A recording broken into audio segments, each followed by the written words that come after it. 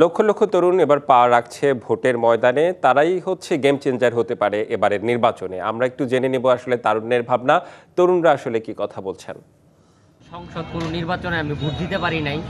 আমি আরো দুই পিরিয়ড আগেই ভোটার হয়েছি, কোনো ভোট কেন্দ্র আমি যাইতে পারি নাই। আমরা চাই সুষ্ঠু এবং সুশৃঙ্খল একটা দেশ।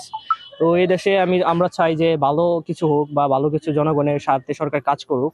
তো আমরা অবশ্যই চাইবো যে ভালো একটা সরকার ব্যবস্থা আমাদের সামনে আসে, একটা সাংবিধানিক যে নীতি দায়িত্বটা সেটা সরকার ভালো করে পালন করুক, এটাই আমরা চাই। আমরা যাতে আগামীতেও যারা আসে তারা যাতে কোনো দুর্নীতি যাতে না যুক্ত হয় এবং সবাই যাতে সবার ভোট যাতে দিতে পারে।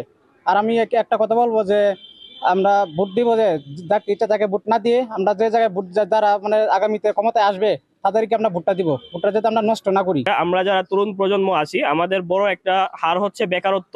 এই বেকারত্ব নিয়ে যেন সামনে যে সরকার আসবে তারা যেন কাজ করে, সেই প্রত্যাশা রাখি। এইবার আমরা প্রত্যাশা করি যে আমরা সুন্দরভাবে সুষ্ঠুভাবে আমরা আমাদের ভোটগুলো প্রদান করব। যারা আমাদের শিক্ষাক্ষেত্র শিক্ষাঙ্গন উন্নতি ঘটাবে আমরা তাদেরকে আমাদের প্রথম ভোট প্রদান করব। আমরা চাই, আমরা তরুণরা এবার চাই এই বছরের প্রথম ভোট যেন আমরা সবাই সুষ্ঠুভাবে দিতে পারি। প্রত্যাশা করছি এখানে নির্বাচন মাঠটা অবশ্যই লেভেল প্লেইং থাকবে।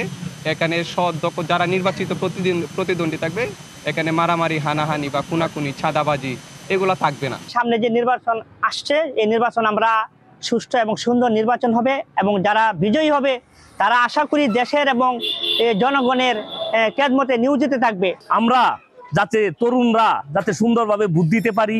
অনেকেই কষ্টজনক যে অনেকেই কিন্তু ভোট দিতে পারেন নাই, আপনারা জানেনও যে আজকে 17 বছর ধরে কোনো ধরনের ভোট হয় নাই। তবে আমরা চাই কলমাকান্দা এবং দুর্গাপুর এমন একটা নেতৃত্ব আসুক যাতে আমরা কলমাকান্দা এবং দুর্গাপুর যেন সুন্দর পরিবেশ বা উন্নয়নের কাজ করতে পারে। আমরা এরকম পছন্দের লোকেরই আমরা ভোট দেব। যারা আসবেন তাদের কাছে আমাদের মূলত প্রত্যাশা হচ্ছে, আমরা যে প্র্যাকটিসটা দীর্ঘদিন দেখে আসছি যে নির্যাতিতর পক্ষে সাধারণত যারা ক্ষমতায় থাকেন তারা নির্যাতিতর পক্ষে থাকেন না, যারা নির্যাতনকারী তাদের পক্ষে তাদের অবস্থানটা থাকে।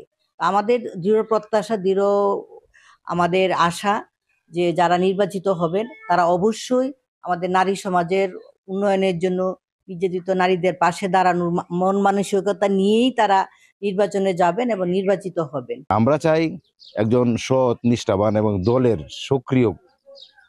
জন্য সক্রিয় নেতা, এই ধরনের নেতা নির্ধারিত হোক যে বা জনগণের দুঃখ কষ্ট বুঝে জনগণের দেশের উন্নয়ন করে, গ্রামের এলাকার উন্নয়ন করে, এই ধরনের সৎ প্রার্থী আমরা চাই। আমরা আগে ভোট দিতে পারি নাই, নির্বাচন সুষ্ঠু হয় নাই বলে আমরা ভোট দিতে পারি নাই।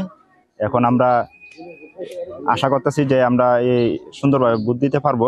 বাড়ি এলাকার জন্য যে উন্নয়নমূলক কাজ করবে তাকে আমরা নির্বাচনে জয়যুক্ত করবো।